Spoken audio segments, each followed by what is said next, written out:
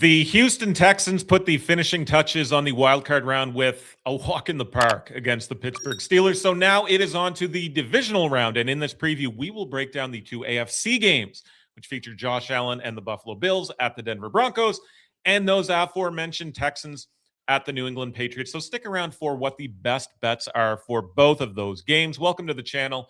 Ninja here with Iain MacMillan of SI.com. Hit that thumbs up button. Hit that subscribe button. Let us know what your absolute lock is for the divisional round coming up this weekend. Drop that in the comments section below. But IMAC, let's start with the Denver Broncos, fresh off a bye, hosting the Buffalo Bills. First, though, I'm going to need you to make sense of the point spread a little bit for me, because the Bills are faves at some books, 1.5 at FanDuel. I see right now they open -1 in Vegas. It has jumped the fence, though, at some other books, so shop around. Is this purely the Josh Allen factor? Is it recency bias, or is there something I'm missing? Because I'm a bit surprised at the number here. I think Josh Allen definitely has a role to play in it. I mean, we've seen several times throughout the season already, and we saw in the wild card round, Josh Allen just has the ability to just completely take over a game. It doesn't matter how bad the Bills' defense is, or maybe he doesn't have the best receivers, but he has the ability to take over the game, especially now that he's going up against a Denver team. And I think this is probably the biggest factor. A Denver team that I think a lot of sharps in the sports betting world aren't sold on. They've been kind of called a little bit of a fraudulent team. They had a relatively easy schedule. They had some things break their way. Tough to have confidence in Bo Nix. I know, a lot of pro bettors who think if the, Broncos had like a better quarterback, they'd be by far the best team in the NFL. But Bo Nix has done enough to win games. But at the end of the day, especially in a season that we've seen the levels of parity that we've, the most that we've seen in recent years, having that number one seed isn't as intimidating as it has been in years past. So I think it's a mixture of a few of those factors, but the Broncos kind of being looked at as a bit of a fraudulent team, I think is probably the biggest one. Are you concerned a little bit about the beating that Josh Allen took against the Jags, the hand, the lower body, going into this one against what is an even better and more violent defense that the Broncos have? I think a little bit. But Josh Allen has kind of proven that he is, one of the toughest quarterbacks in the NFL. If anyone can kind of fight through those injuries, especially in the playoffs, it's probably Josh Allen. And I think we know at this point, I think these NFL players get a little shot of something extra in the locker room before they go in the field, especially in the playoffs. I think they're feeling pretty good by the time they get on the field. So it may be a little bit of a slight concern. I don't think it's going to be an issue at the start of the game, but if he continues to take some big hits, it could certainly be an issue by the end of the game. But I wouldn't bet solely kind of based on that. Should we, if people are looking for prop bets, maybe zero in on Josh Allen unders here with those injuries top of mind? Like just looking at FanDuel right now, 211.5 passing yards on the board for him. Any thoughts there real quick? Yeah, I think that's a good look, and I think kind of the easiest path to moving the ball against this Broncos team is to run the ball as well. So I think this could be a big James Cook game. So maybe, especially in the passing yards market, maybe you want to look at the under for those Josh Allen passing yards. You earmarked wide receivers on this Bills team a little bit at the top of this video. Gabe Davis hurt. He's not going to be playing here, I don't think. And we saw Khalil Shakir really step up when they needed a wide receiver to do just that. Can we expect more of the same from Shakir? Or is this Broncos secondary going to force bettors to maybe look a bit further down the depth chart for player props? And if so, who could step up from this wide receiver group? Keon Coleman maybe, who only had one catch, but it was a big one against Jacksonville. Yeah, I think Khalil Shakir is actually a little bit of an underrated player. I don't think he's good enough to be a number one receiver, but I think he's certainly a great number two guy. And he has kind of been the one that has shined amongst all the pass catchers for the Bills this season. I mean, 72 catches in the regular season, 719 receiving yards. So I wasn't too shocked that he had a big game in the wild card round. I'm a little bit curious to see how the Broncos plan on defending him. Are they just going to put Pat Surtain over Khalil Shakir no matter what side of the field he's on? So that'll be an interesting and maybe could open up, if they don't shadow Khalil Shakir, that could open up some live betting options during the game. I think that's something to keep an eye on. But instead of going down the wide receiver depth chart for some smaller props, I think it's going to be a great spot to target the Bills tight ends, Dalton Kincaid and Dawson Knox. I mean, those are number 2 and number 3 on the Bills roster right now for receiving yards. And the Broncos actually haven't done a great job of defending tight ends this season. They're actually around the bottom 10 in the NFL in receptions giving up to opposing tight ends, receiving yards giving up to opposing tight ends. So I think this could actually, in the passing game, be a big game for Kincaid or Knox. Now, trying to figure out which one of those two to target can be a little bit of a tricky ask, but I think tight ends could have a big game for the Bills here. How much do you think this Broncos team, Bo Nix, defense, whomever, how much do you think they can take from that loss to the Bills in the wild card round last year? 31-7.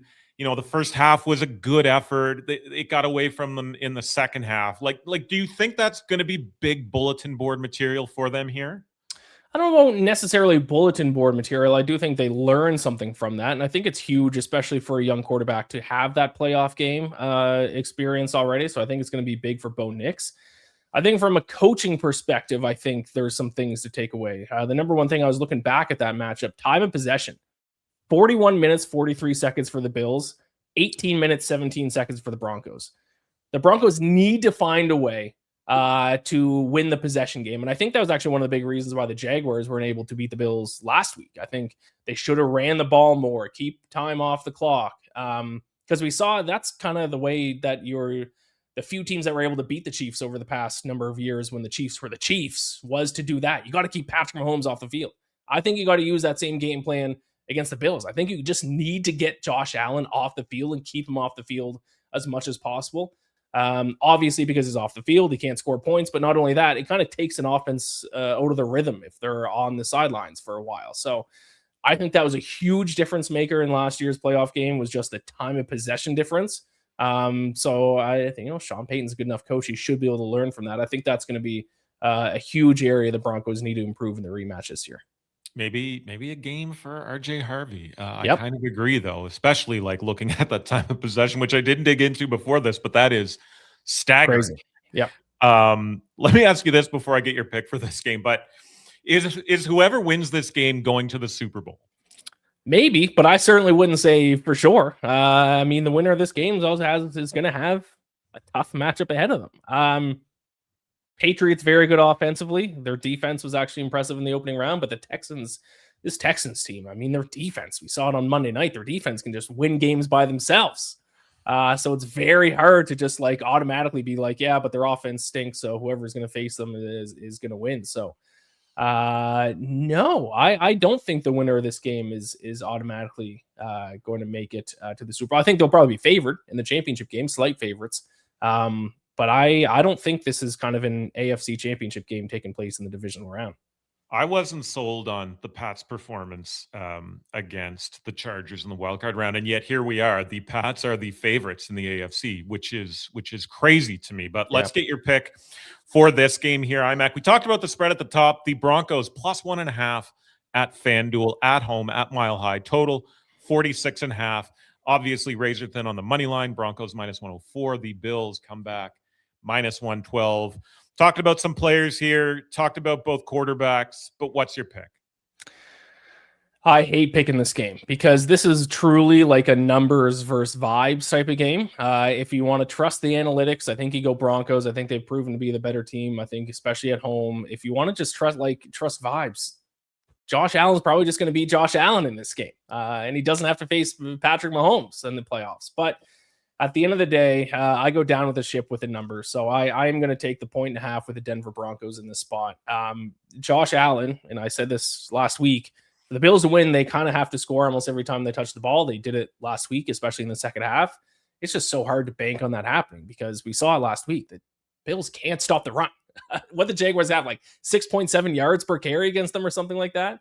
Now you have a Broncos team who can run the ball. They're at home, and also they've been significantly better at home this season. If you look at net yards per play, plus 1.2 at home. The Bills have not been good on the road, only plus 0.2 on the road in net yards per play. So you got to think the Broncos are going to be able to run the ball, control the clock, hopefully keep Josh Allen off the field. So probably my least favorite bet of the entire weekend, but I will take the 1.5 for the Broncos. And I might just feel stupid come this weekend when Josh Allen just does Josh Allen things and finds a way to win the game. Folks, bet smarter throughout the NFL playoffs with Prop Professor, because right now you can get it for 25% off for the first month. You can get hundreds of plus EV bets every day. You have a real shot at finding long-term profit. NFL, NBA, the NHL, plenty more leagues, all covered here. There's a great arbitrage tool, fantasy optimizer, tons more under the hood here. Easily the best bang for buck on the market. So use the promo code OddsSharkPP at checkout and get 25% off for that first month. Let's get into the second AFC game now. And I alluded to it in the last preview here, but the Pats didn't look fantastic to me or anything in their win over the Chargers. But IMAC, they're tabbed as 3-point home faves here. Does that number surprise you? A little bit, but not really. I mean, the Patriots, the talk about the Patriots is all about their schedule. It's what we'll hear all heading into this weekend as well. But the Texans' offense is bad. Now, they have to hit the road to take on this Patriots team, and their offense against the Steelers' defense is not that good. Looked terrible.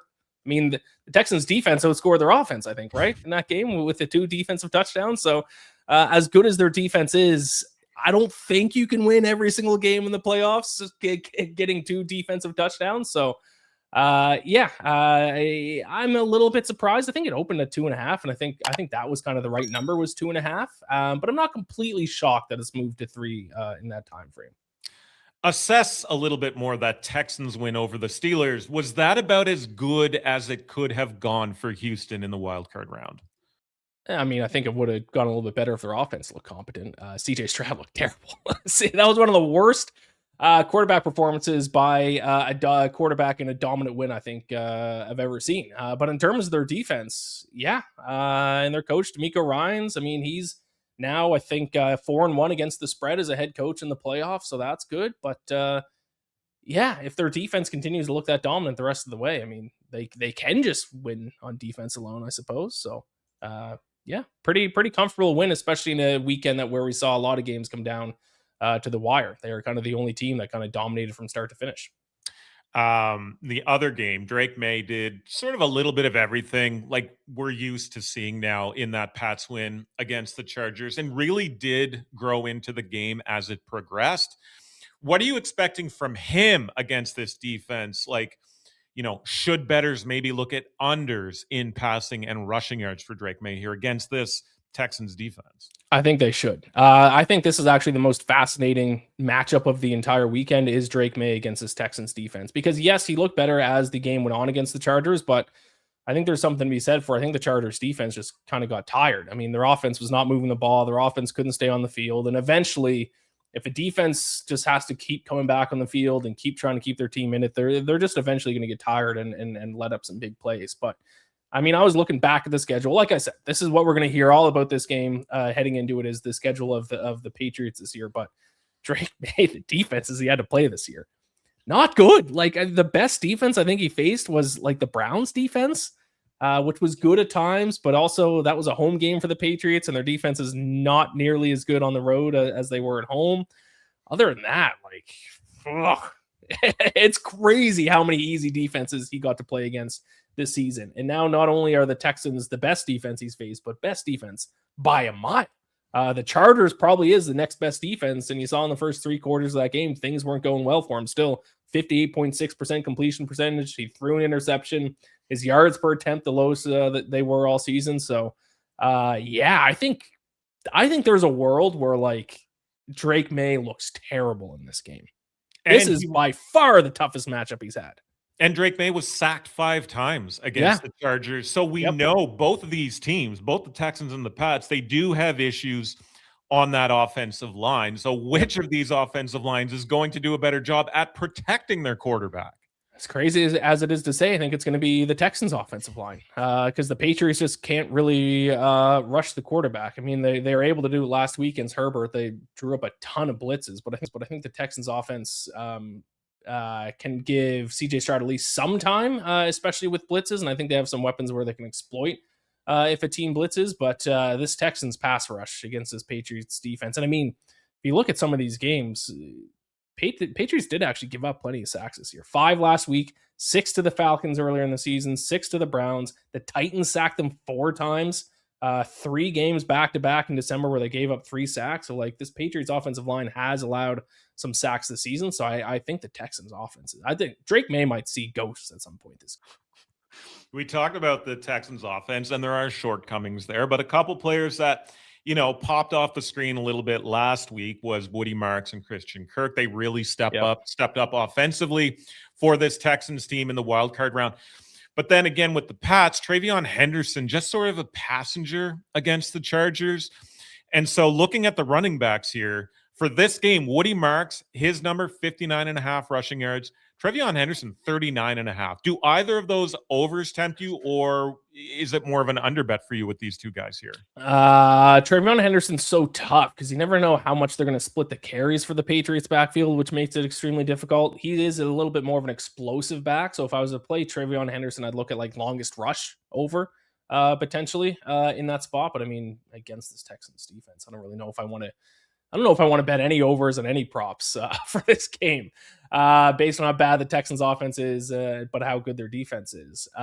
Woody Marks, I mean, he had a very good game this past week. So I think if I were to take the over on either of those, I think I'd probably go Woody Marks. But between those two running backs, I think probably the best bet might be Travion Henderson. But instead of just over rushing yards, longest rush, which I don't know if it's out there yet, but I think that could be a good look because he is explosive. He may not get a ton of 4 or 5 yards every time he touches the ball, but he's shown he's explosive, and with those young legs, he can rip off a long one. Ramondre Stevenson, he did a little damage in the passing game. He had a few big receptions there, so maybe that increases his snap count against the Texans, where they can lean on him through the air. But time will tell. Let's get to your pick here, iMac. Pats -3 at home. 166 on the money line. Texans come back a plus 140. These at FanDuel. Total low one here, 41.5. Under -118 right now. The over -104. What do you like in this one?